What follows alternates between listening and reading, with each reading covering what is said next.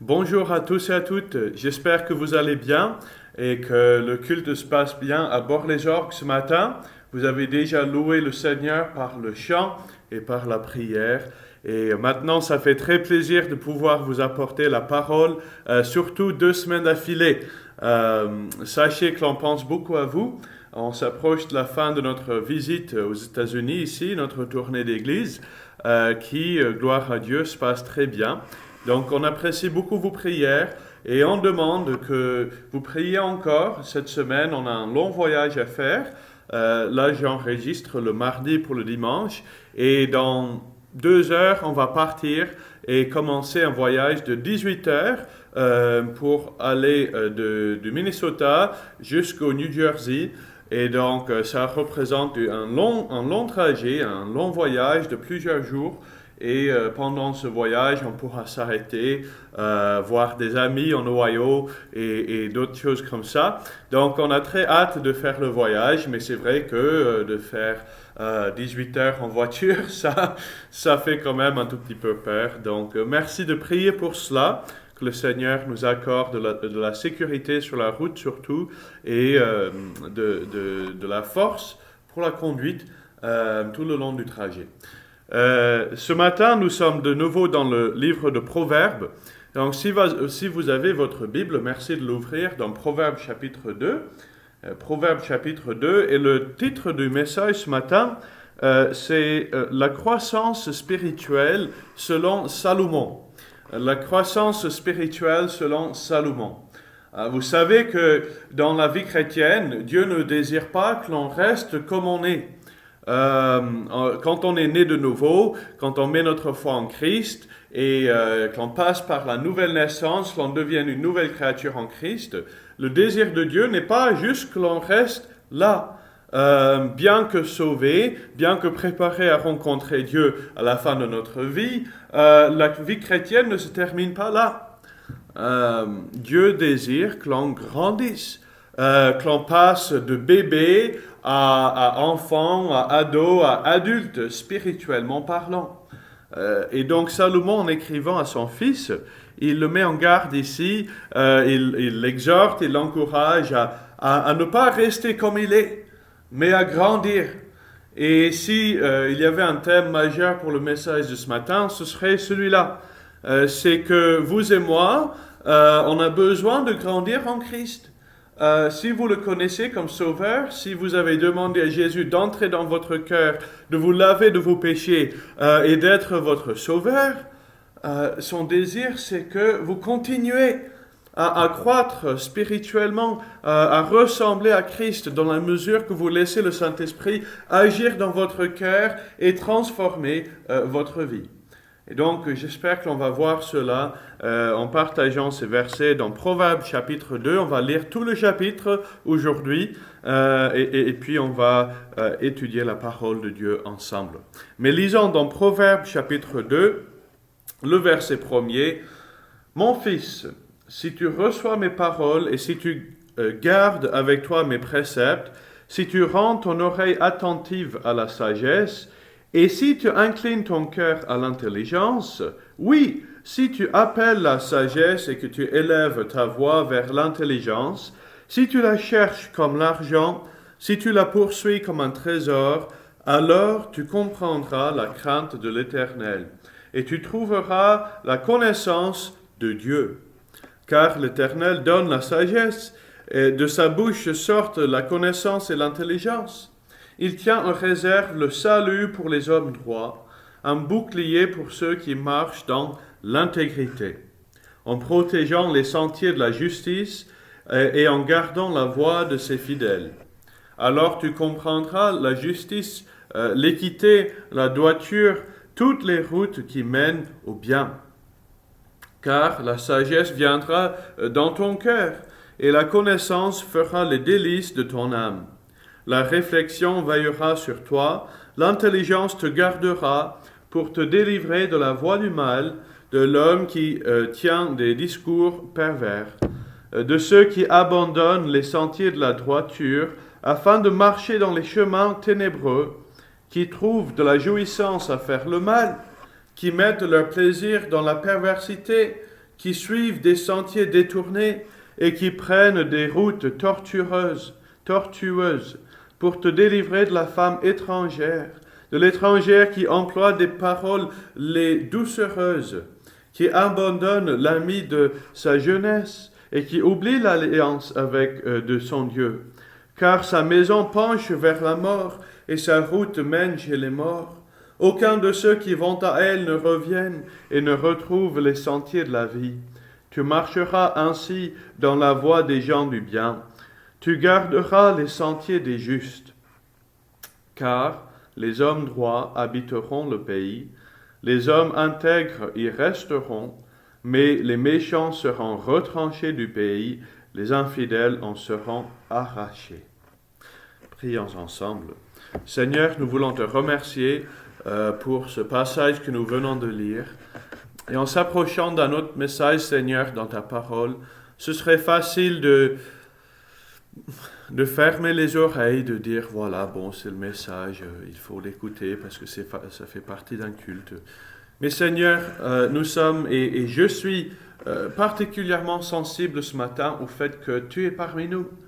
Et ton désir n'est pas que l'on s'éteigne, que l'on ferme l'oreille, mais que surtout et plus que jamais, Seigneur, pendant cette partie du culte, tu nous aides à entendre ta voix.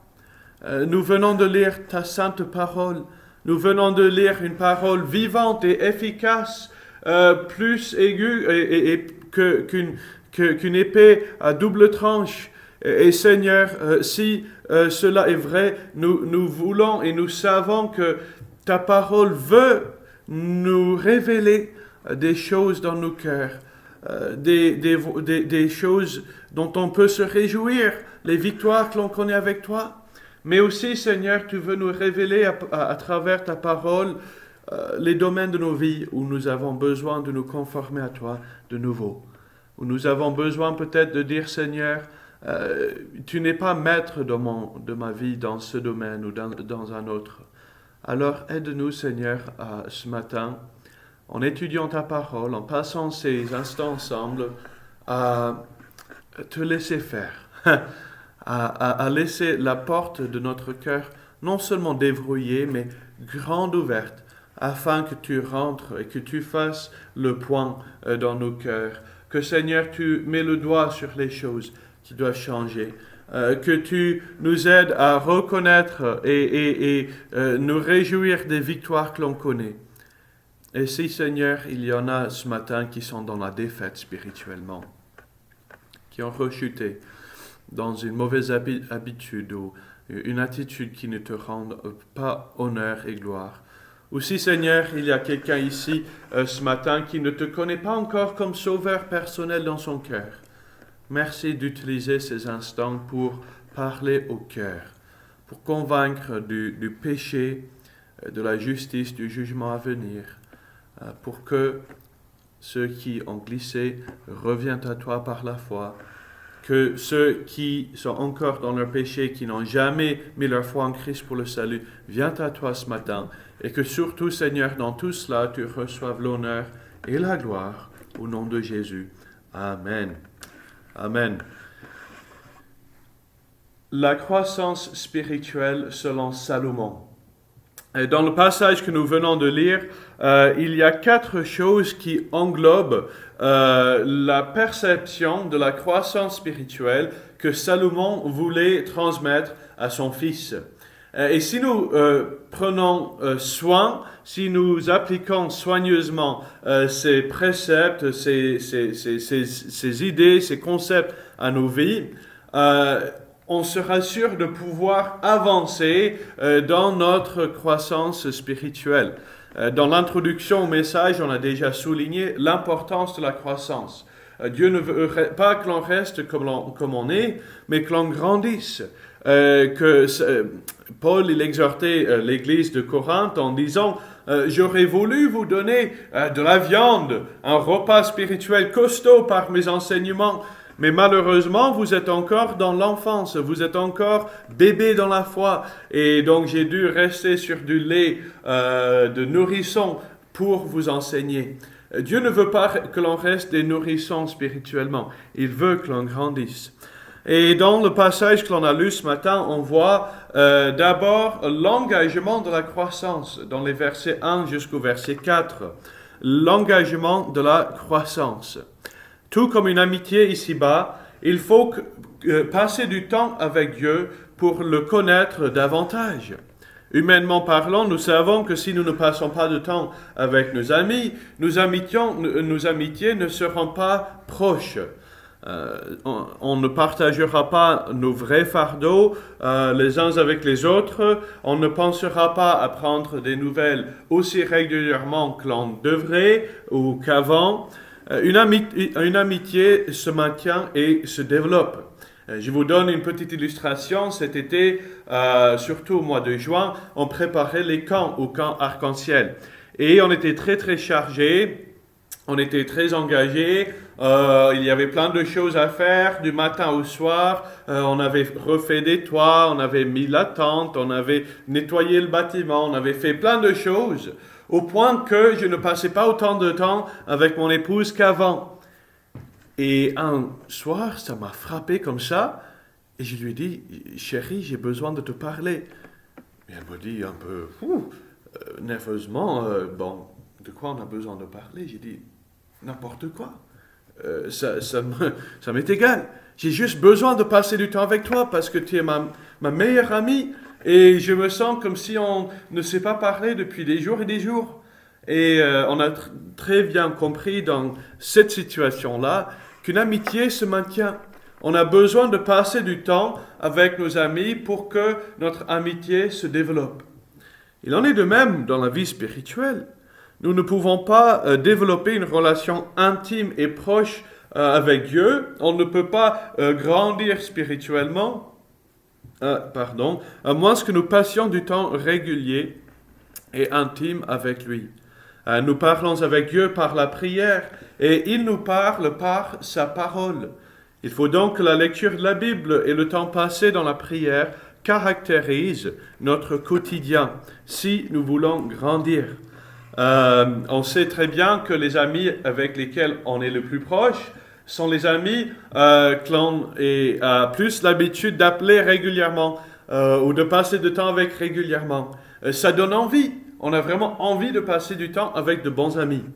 Et si Dieu est notre ami, si nous avons placé notre foi en Christ pour le salut, il devient notre ami et cette amitié devrait se développer comme une amitié humaine, mais encore plus parce qu'il est notre Sauveur et Dieu est notre Père céleste. Alors passons du temps avec lui. Cela demande un engagement, n'est-ce pas? Il faut avoir résolu dans notre cœur que l'on va développer cette amitié. Il s'agit ici de l'amour agape. L'amour agape est plus que juste d'avoir l'affection pour quelqu'un. L'amour agape est un amour qui découle d'un choix. Je vais aimer cette personne. Je m'engage à développer mon amitié avec elle. Et dans l'amour, dans le mariage, c'est l'amour agape qui aide à faire prolonger notre mariage dans le bonheur plus que toute autre chose. L'éros, l'amour en grec, qui s'agit de l'amour physique que l'on peut connaître dans les relations sexuelles, ça c'est un amour qui ne dure pas. Parce qu'avec le temps, le physique change, le corps change, on ne peut plus faire ce que l'on faisait avant. Et puis, il y a des moments où on ne se sent pas autant attiré vers la personne de cette manière-là qu'avant. Et donc, un mariage en bonne santé ne peut pas dépendre rien que de l'éros. L'amour agape est un amour qui découle d'un choix.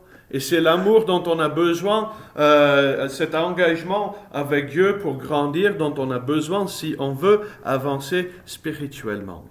Dans les versets que nous avons lus, notons bien l'attitude avec laquelle Salomon exhortait son fils à s'approcher de la Bible pour grandir, à s'approcher de cette communication avec Dieu qui découle de la lecture des Saintes Écritures.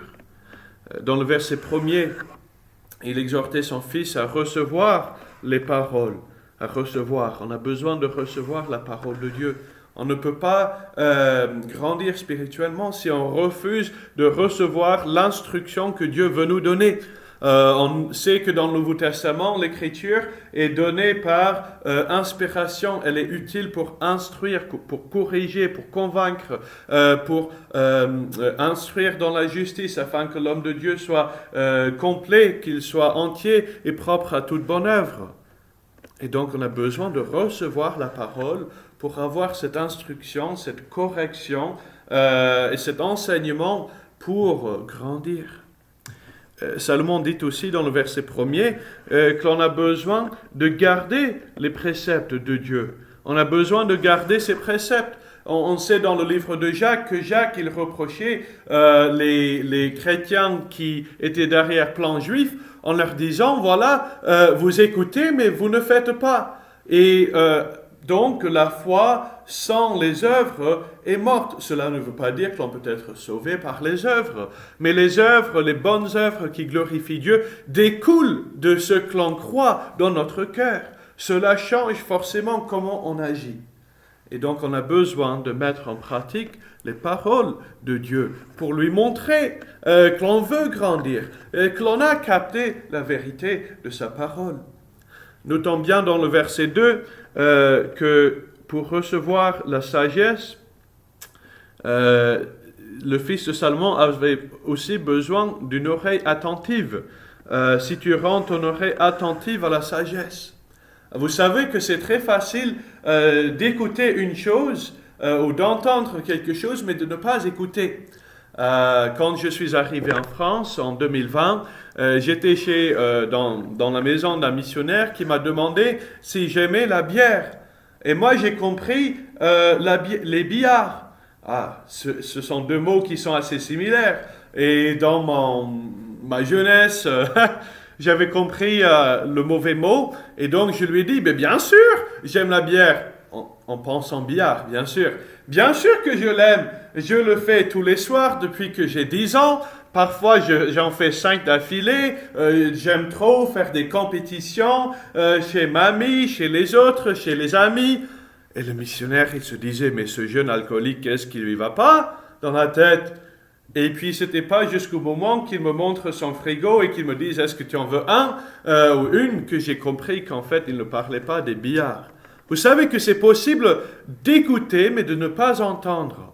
Et si on veut d'entendre, mais de ne pas écouter, pardon. Si on veut grandir spirituellement, on a besoin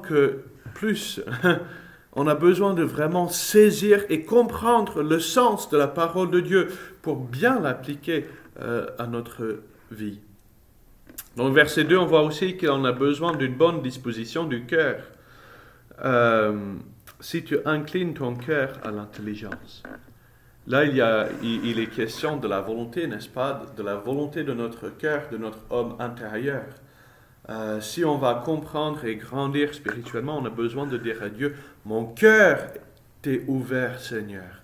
Je te donne les clés de mon cœur, déverrouille la porte, entre-toi bien et montre-moi ce qui ne va pas dans mon cœur, qui est tortueux par-dessus tout et méchant.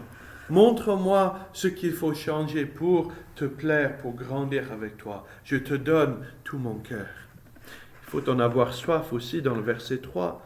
Si tu appelles la sagesse, si tu élèves ta voix sur l'intelligence, on voit ici un Salomon qui veut communier avec Dieu, qui veut prier, qui dit « Seigneur, je t'élève ma voix, montre-moi ce que tu veux de moi. » Il faut en avoir soif. Et puis dans le verset 4, il faut la chérir. Si tu la cherches comme l'argent, si tu la poursuis comme un trésor, alors tu comprendras la crainte de l'Éternel. Est-ce que vous voyez les mots qui englobent ce désir de Salomon de grandir? La parole de Dieu est pour moi comme de l'argent, comme un trésor, comme quelque chose à chérir plus que toute autre chose. Si vous saviez que dans votre terrain chez vous, il y avait 1 million d'euros cachés juste à quelques mètres sous la terre, et qu'en or, il y avait préservé des richesses innumérables, on ferait tout pour la saisir, n'est-ce pas? On ferait tout, on irait chez Autoloc, là, à Bord-les-Orgues, on louerait une pelleteuse, la plus grande possible, pour aller creuser, pour chercher et trouver et saisir ce trésor. Pourquoi est-ce qu'on n'est pas aussi soucié pour chérir et chercher et appliquer la parole de Dieu à notre vie, alors qu'elle est un trésor? Elle est un or qui a été purifié par Dieu. On a besoin donc d'un engagement. Salomon raisonne que si son fils avait cette révérence pour la parole de Dieu, alors il comprendrait réellement la crainte de l'Éternel dans son cœur, selon le verset 5. Pourquoi? Parce que dans la Bible, nous avons tout le nécessaire pour connaître Dieu, pour recevoir Jésus-Christ son Sauveur et pour grandir dans la foi. Je ne sais pas si vous avez déjà entendu du principe de la toute-suffisance de la Bible. On a dans ces pages les 66 livres de la Bible, de Genèse jusqu'à l'Apocalypse, tout le nécessaire pour comprendre la volonté de Dieu, pour grandir spirituellement, pour avancer avec le Seigneur. Dans cette Bible, on a tout le nécessaire, sans rien y ajouter.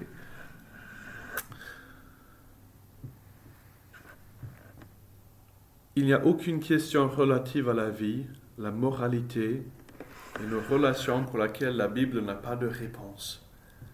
Alors, si nous voulons grandir spirituellement pour plaire à notre Père céleste, commençons par trouver une nouvelle appréciation de la Bible et demandons à Dieu régulièrement de nous en donner soif. Vous savez que quand on aime le goût de quelque chose, notre soif de cette chose grandit. Si on mange un peu de glace, souvent on va aller se resservir parce qu'on aime le goût que ça donne et comment c'est bien sucré et tout. Je ne veux pas vous donner trop faim avant la fin du culte, mais vous voyez un peu l'idée. Quand on a l'appréciation de quelque chose, on en a davantage soif, on en a davantage faim. Et on est de même avec la parole de Dieu. Dans la mesure que l'on la lise, de plus en plus, tous les jours, peut-être qu'aujourd'hui, vous n'êtes pas capable que de lire 1 ou 2 versets par jour, faites cela. Si peut-être vous avez le besoin ou la capacité pour recevoir un chapitre par jour, faites cela. En tous les cas, mangeons, grignotons, petit à petit, tous les jours, un peu de la parole de Dieu, et je garantis que vous en aurez davantage soif, de plus en plus, dans la mesure que vous la lisiez. Moi, je sais que parfois, si on a beaucoup voyagé, par exemple, et qu'on a raté notre lecture, ça devient un peu difficile pour repartir dedans. Mais dès que l'on rouvre la Bible, que l'on commence à comprendre de nouveau les vérités de Dieu, sa volonté, ça donne encore et davantage soif. Et puis on passe de 1 chapitre à 2 chapitres à 3 chapitres. Parce que Dieu nous donne soif de sa parole quand on s'engage à la chérir dans notre cœur. On voit donc l'engagement de la croissance. Notons deuxièmement les effets de la croissance. Les effets de la croissance. Dans les versets 6 à 12, on voit que cela se remarque. La croissance spirituelle se remarque dans la vie de quelqu'un qui veut et qui grandit activement, qui met activement en œuvre la parole de vie, la parole de Dieu dans sa vie.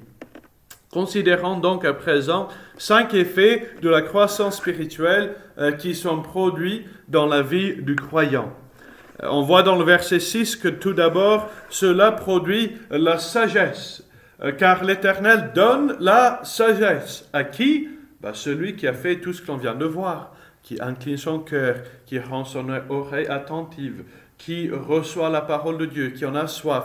Si on a cette bonne disposition de cœur dans notre vie, Dieu nous donnera la sagesse qu'on lui demande. Et quand on lit la parole de Dieu, il nous montrera des vérités utiles pour notre croissance spirituelle.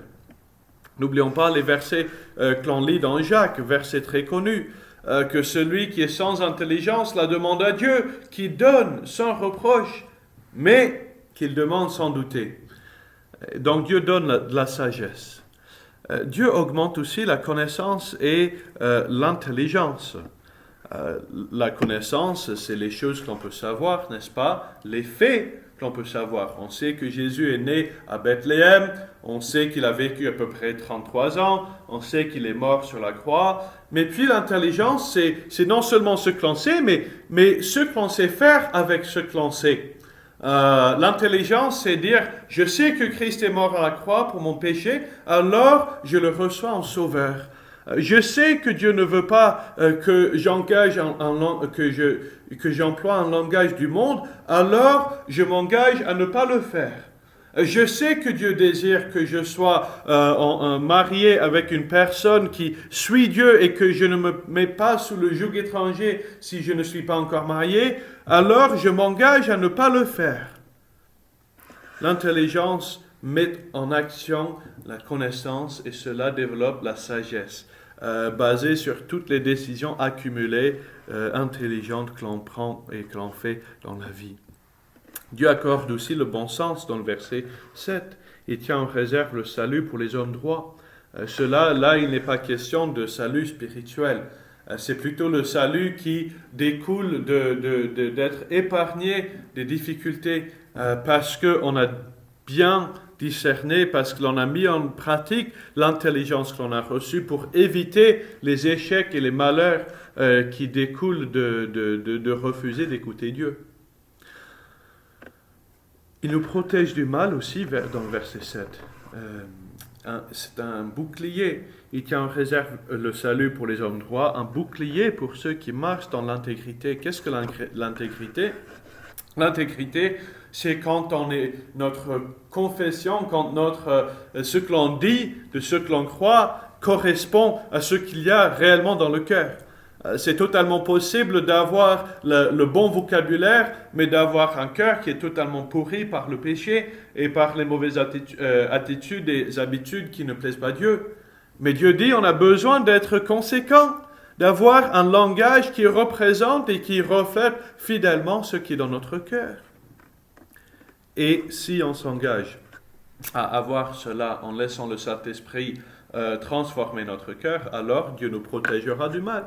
Cela ne veut pas dire que l'on n'aura pas des épreuves, mais cela veut dire qu'il nous protégera à travers les épreuves. Il protégera notre témoignage, il protégera notre engagement avec lui. Et puis Dieu donne du discernement dans le verset 9. Alors tu comprendras la justice, l'équité. L'équité, c'est je ne vais pas d'une extrémité à l'autre, mais je trace un chemin qui est bien équilibré, la droiture dans toutes les routes qui mènent au bien. Dieu nous aidera. Les effets de la croissance. Ici encore, Salomon conclut cette partie du texte en tirant des conclusions par rapport à comment la personne qui s'engage avec Dieu recevra les bienfaits dont on vient de parler. Au verset 10, nous pouvons remarquer que la croissance spirituelle est quelque chose qui se passe dans notre cœur et qui rassasie l'âme. Car la sagesse viendra dans ton cœur et la connaissance fera les délices de ton âme. Les délices de ton âme. La vraie croissance est plus que externe. Vous savez que c'est possible de faire le charlatan, de tromper, de dire que l'on marche d'une manière avec Dieu alors que dans notre cœur, il n'y a rien du tout. Mais n'importe qui peut essayer de fabriquer des habitudes de quelqu'un qui marche bien avec Dieu. Mais Dieu voit notre cœur. Il sait ce qui est à l'intérieur de nous. Et la vraie transformation se passe dans le cœur, dans la mesure que le Saint-Esprit forme et perfectionne notre discernement au fil du temps. Mais cela dépend de notre choix, n'est-ce pas? De notre engagement, de dire à Dieu, je te permets Seigneur, j'ai soif de ta présence, divin Sauveur. Aide-moi, je t'ouvre la porte de mon cœur, entre dans mon cœur. On voit donc l'engagement, on voit les effets. Remarquons à présent l'évidence de la croissance. Dans les versets 12 jusqu'au verset 20. De grandir dans la foi ne veut pas dire que nous serons parfaits et sans moment de défaillance. Tant que nous sommes sur terre, dans un corps corruptible, avec les faiblesses de la chair et une nature pécheresse, la réalité c'est qu'il existe toujours la possibilité que l'on chute, que l'on devienne stagnant dans la vie chrétienne, dans la vie spirituelle. Malgré cela, Dieu ne nous donne pas d'excuses. Si nous tombons, son désir, c'est que nous nous repentons, que nous nous engageons de nouveau à marcher dans l'intégrité avec lui et que l'on reparte dans notre marche avec lui. Dans les versets que nous avons lus, Salomon argumente que si nous chérissons la parole de Dieu et que nous la mettons en pratique dans nos vies par l'aide du Saint-Esprit, cela se remarquera, comme on l'a vu, il y aura des effets. Et les effets que l'on a vus jusqu'à présent sont des effets plutôt positifs, n'est-ce pas, hein, d'avoir ce discernement, d'avoir cette connaissance, l'intelligence, etc. Mais ici, il nous donne aussi les mauvais choix dont Dieu nous épargne, dont Dieu nous délivre quand on marche de près avec lui. L'évidence de la croissance se voit aussi non seulement dans le bon fruit qui est produit dans notre vie, mais aussi par le mauvais qui n'est pas produit parce qu'on est engagé avec le Seigneur. Notons bien ces choses dont Dieu nous protège quand on est dans la croissance plutôt que d'être stagnant dans la vie chrétienne. Dans le verset 12, il te délivrera de la voie du mal, de l'homme qui tient des discours pervers. Il y a un langage qui ne plaît pas à Dieu. Il y a des mots, vous pouvez peut-être les réciter dans votre tête, des mots qui commencent avec M et qui contiennent 5 lettres, des mots du monde, un langage du monde qui ne plaît pas à Dieu. C'est un langage qui caractérise les vies de ceux qui sont encore dans la saleté du péché. Et Dieu dit, je ne veux pas que vous teniez ces genres de discours si vous êtes en relation et en croissance avec moi. Il y a un langage pervers qui ne plaît pas à Dieu. Et il faut que l'on mette un garde sur notre bouche de ne pas laisser sortir ces mots qui ne plaisent pas à Dieu. Un langage pervers. L'abandon du discernement aussi dans le verset 13. De ceux qui abandonnent les sentiers de la droiture afin de marcher dans les chemins ténébreux. Quand on ne laisse pas Dieu agir dans notre cœur, quand on refuse de grandir spirituellement, on n'aura pas le discernement nécessaire pour faire les bons choix dans les moments clés de notre vie. Et on finira par abandonner le discernement entièrement. Et là, et vous le voyez peut-être dans les gens du monde, un moment, ils tiennent un discours et ils agissent d'une manière, et puis l'autre, c'est totalement l'opposé. Pourquoi? Parce qu'ils n'ont pas le discernement, ils n'ont plus cette idée de ce qui est bon, de ce qui est mauvais. Alors, à un moment, ils font le bien, à un moment, ils font le mal, et il n'y a pas de séparation entre les deux. On ne distingue pas entre les deux parce qu'il n'y a plus de discernement. L'amour du péché dans le verset 14. Ceux qui ne croissent pas spirituellement, qui deviennent stagnants, risquent de trouver leur jouissance à faire le mal, qui mettent leur plaisir dans la perversité. Ceux qui ne croissent pas spirituellement se mettent en risque de commencer à aimer les petites habitudes qu'ils laissent passer dans leur vie, de regarder des choses qu'ils ne devraient pas regarder, d'avoir un discours qu'ils ne devraient pas avoir, de fréquenter des lieux qu'il ne faudrait pas fréquenter. Et on commence à aimer ces petits péchés. Appelons-les des péchés mignons si vous voulez, mais ça reste du péché. Et ça reste la rupture de la parole de Dieu, de la loi de Dieu dans nos cœurs. Et Dieu ne prend pas plaisir à cela. Un raisonnement perverti dans les versets 14 et 15. Qui suivent des sentiers détournés, qui prennent des routes tortueuses. Vous savez que quand dans la mesure que l'on est soif de la parole de Dieu et que l'on veuille en avoir plus tous les jours, Si on commence à laisser des petites habitudes passer dans notre vie, il se peut que l'on commence à les chérir aussi et à en avoir besoin davantage.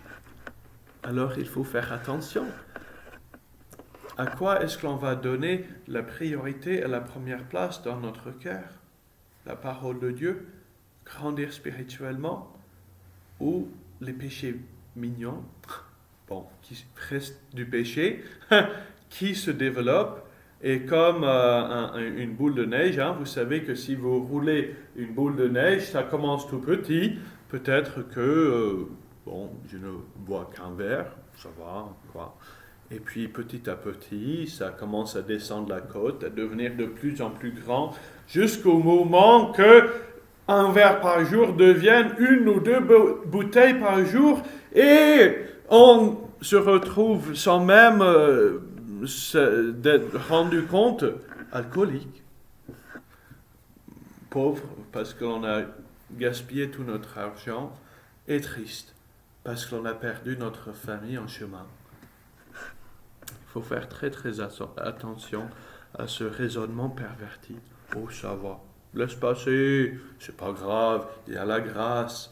Bien sûr qu'il y a la grâce, mais Dieu dit qu'il n'y a pas d'excuse pour laisser passer ces petites habitudes de péché qui ne plaisent pas le Seigneur. Et puis dans les versets 16 à 19, on voit la séduction du monde pour te délivrer à la femme étrangère. Et vous verrez que dans le livre de Proverbes, la femme étrangère, c'est quelqu'un qui revient souvent pour représenter la séduction du monde. Parfois, elle est utilisée de manière exacte. Il y a des femmes qui cherchent à tromper, des hommes qui cherchent à tromper, et dans le contexte, c'est vraiment dans le contexte de relations sexuelles, d'aventures extramaritales, etc. Mais ici, il peut aussi être interprété comme parlant du monde en général. Le monde à large, le péché du monde, les habitudes du monde, la réflexion du monde, les attitudes du monde cherchent à nous séduire. Satan veut bien nous faire tomber, chuter. Il prendrait plaisir à cela parce qu'il ne veut pas que l'on vive une vie chrétienne épanouie. Et il fait tout dans son pouvoir pour séduire le chrétien à faire le mal, à perdre sa pureté et son témoignage devant Dieu. Soyons certains qu'il ne livre pas guerre par les bonnes règles. Aujourd'hui en Europe, on a une série de règles qu'il faut suivre pour livrer guerre avec un autre pays. Mais Satan, il s'en fiche, il s'en fout. Il veut nous faire tomber et il fera tout dans son pouvoir pour le faire. C'est un brute, un sauvage, un lion rugissant qui veut détruire de votre vie, qui veut détruire ma vie. Évitons-le. Ne lui donnons aucune occasion de nous tenter par notre attachement intime et proche avec la parole de Dieu, par notre désir de grandir. Gloire à Dieu que si nous demandons à Dieu de l'aide et que nous marchons de près avec notre Sauveur par la puissance du Saint-Esprit, nous pouvons vivre une vie chrétienne victorieuse et éviter les malheurs que ces versets évoquent. Si vous lisez dans le verset 19, aucun de ceux qui ne vont à elle ne reviennent en parlant de la femme étrangère. Il peut arriver un moment où on est tellement baigné dans le monde que l'on n'est même plus la pensée de notre Sauveur. Faisons attention, il ne retrouve les sentiers de la vie. Faisons attention. Et puis, le dernier point ce matin, c'est l'exhortation à la croissance. L'exhortation à la croissance. Dans les versets 20 et 21, le verset 22 et verset 21 et verset 22, on voit cette exhortation à la croissance. Comme dans presque tous les messages que nous avons vus en Proverbes jusqu'à présent, celui-ci se termine avec un choix. Et tout sermon, tout message que l'on apporte, quelque part, termine avec un choix. Comme d'habitude, Salomon met son fils devant la vérité et lui laisse la décision de ce qu'il va faire. Dans ce chapitre, le choix est simple. Dans le verset 20, verset 21, pardon, car les hommes droits habiteront le pays, les hommes intègres y resteront. Verset 22, mais les méchants seront retranchés du pays, les infidèles en seront arrachés. Et donc il nous met devant un choix, n'est-ce pas? Il emploie l'illustration du pays promis. Le pays promis avait été donné au peuple d'Israël sous condition qu'il reste attaché à l'Éternel et qu'il reste en relation intime avec lui, qu'il croisse spirituellement, si vous voulez dire comme ça. Et comme on le sait, le peuple d'Israël, bon, il y a eu des hauts, il y a eu des bas, plus de bas que de hauts. Ils ont abandonné l'amour de Dieu, ils ont abandonné la poursuite de la pureté, de la sainteté. Et à un moment arrivé, Dieu dit, vous ne pouvez pas rester dans le pays parce que vous êtes devenus tellement baignés dans le péché des pays étrangers autour. Vous êtes devenus tellement méchants qu'il va falloir un temps de correction. Et donc, il les a envoyés en Babylone. Il n'a pas rompu avec eux. Il y en a qui pensent que oui, que Dieu a rompu son alliance avec Israël. Mais lisez dans Jérémie et vous verrez que la relation de Dieu avec Israël n'est pas rompue. Dieu dit qu'il ne rompra la relation avec Israël que quand on arrive à compter toutes les grains de sable sur terre. Et on sait bien que cela est impossible. Donc, que Dieu rompe avec Israël est impossible. Mais il a fallu un temps de correction. Et ils ont payé pour leur forfait. Ils ont payé pour leur péché en Babylone pendant 70 ans. Chose qui était bien triste. Si vous le lisez, je sais dans la lecture quotidienne du bulletin, on vient de terminer Jérémie. Et donc vous êtes, si vous suivez ce plan de lecture, au courant de combien c'était triste de voir Israël tomber, de voir Juda tomber, de voir Jérusalem tomber à cause du péché du peuple. Et donc Salomon met son fils devant un choix.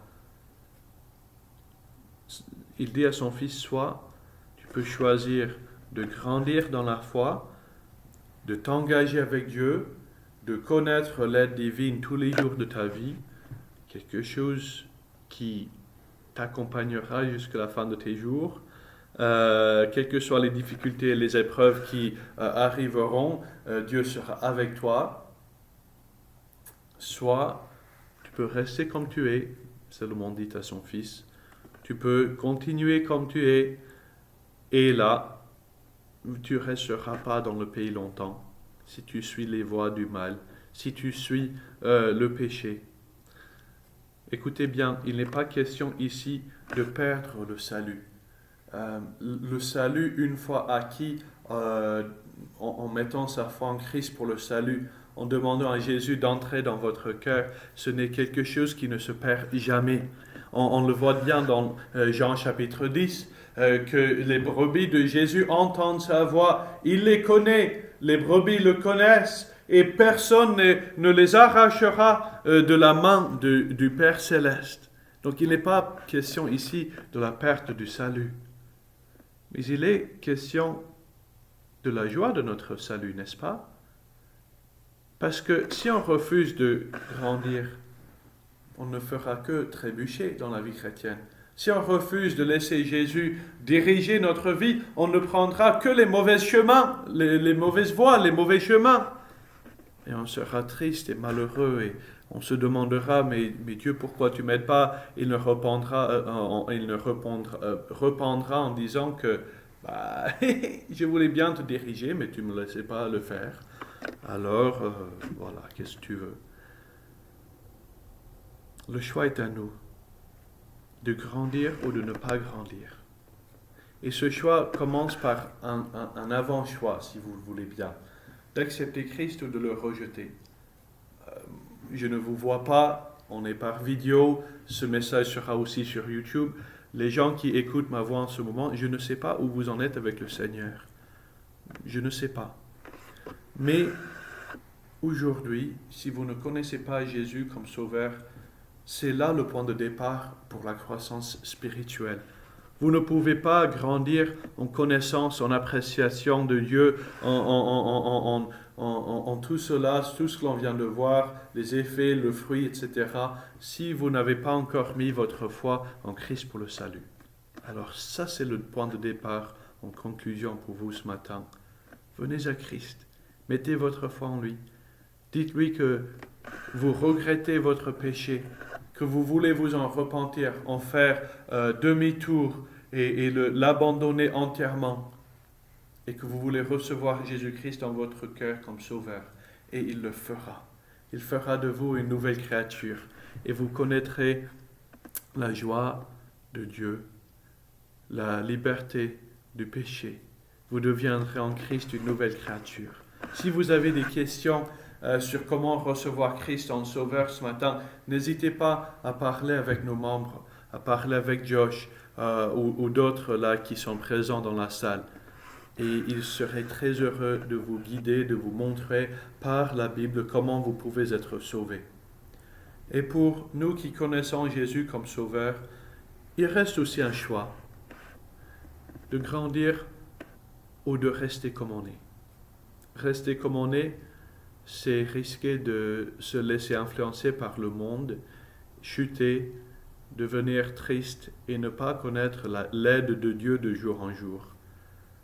Mais si nous nous engageons par la foi, par l'aide du Saint-Esprit, si nous nous engageons à aller plus loin avec Jésus, à lui donner et lui céder toute notre vie, tous nos désirs, toutes nos décisions, eh bien, il nous aidera et il vous guidera.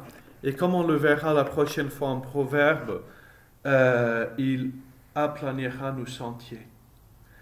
Alors, venons à lui ce matin. Chrétiens, chrétiennes, demandons à Dieu de nous aider à grandir de plus en plus. Non pas pour notre propre gloire, mais pour que Christ soit glorifié dans la mesure que l'on lui permet d'entrer dans notre cœur et nous transformer, nous façonner à son image. Prions ensemble. Seigneur, nous te remercions pour ces instants. Merci pour le temps que l'on a pu passer dans ta parole. C'est vrai, Seigneur, que beaucoup de messages en proverbes se ressemblent, mais ce n'est pas si mal, Seigneur, parce que l'on a besoin d'être rappelé ces vérités, que de rester stagnant dans la vie chrétienne, ce n'est pas ce que tu désires, Seigneur. Tu désires notre croissance, tu désires que l'on ressemble de plus en plus à ton Fils. Alors aide-nous. Aide-nous à te céder tous les domaines de notre cœur. Aide-nous à te chérir dans tous les domaines de notre cœur. Que notre langage et nos attitudes et nos comportements soient en conformité, non pas avec le standard d'une église quelconque, mais avec ta parole, qui est la révélation divine pour notre âge, notre siècle, notre jour sur terre. Nous te remercions, Seigneur, pour ces instants. Merci de bénir chacun cette semaine et de les guider, de les aider de jour en jour, au nom de Jésus. Amen. Amen. Eh bien, j'espère que vous allez bien. Merci, Seigneur, pour ces instants. Que le Seigneur vous bénisse cette semaine. Au revoir. À bientôt.